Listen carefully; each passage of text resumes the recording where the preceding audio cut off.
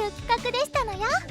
おじいさまが喜んでくださったのは良かったのですが、他の優秀な方々と比べ私だけ浮いていて恥ずかしいですわ。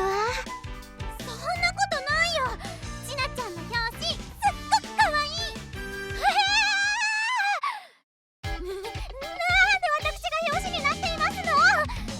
特集されている生徒の中で一番のタコアイドルですのに。これでは本当に期待の新アイドルみたいですわ。あなたのプロデューサーが持ち込んだ企画だからでしょ。あ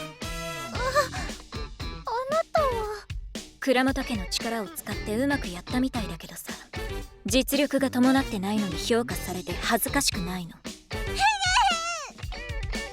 沢さん、この方本当に親切なんですの。この方ものすごく意地悪ですわ。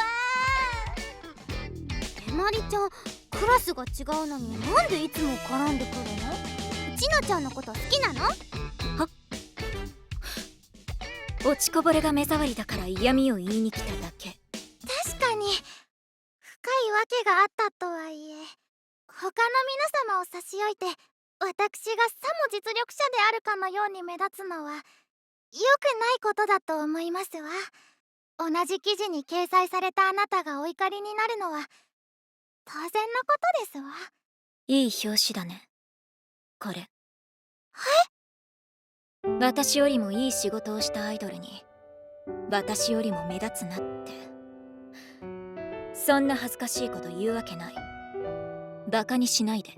てまりちゃん、アイドルって目立った分だけ悪意を向けられるものだよ。特に誰かさんみたいに弱点だらけのアイドルは。褒めたりけなしたり、結局何が言いたいんですの？早く実力つけろ。できないならやめろ。嫌でしょ、ずっと周りに迷惑をかけ続けるの。そんなの分かってますわ。先生、大事なお話がありますわ。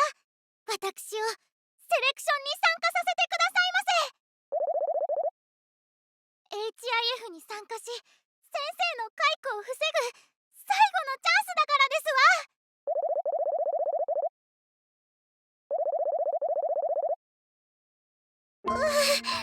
分かってはいるのです。私の成長が他の皆様よりもずっと遅れていると焦りますわ。だってこのままでは先生が。おじいさまを納得させるのはきっととても難しいですわ。それに今回の特集記事で私が大きく目立ったことで批判が出ていますわ。実力のないものを過剰に優遇していると。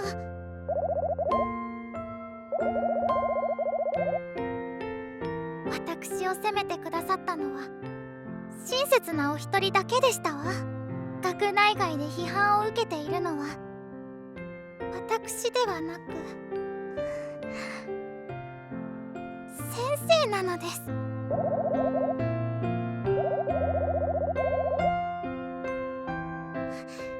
方なくありませんわ。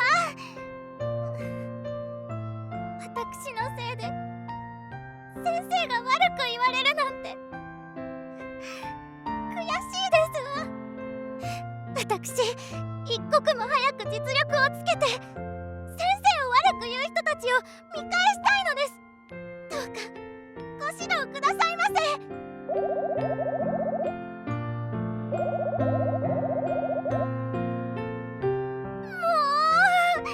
先生はいつも悠長ですわ。私が早く成長しなければ先生はクビになってしまいますのよ。危機感を持ってほしいですわ。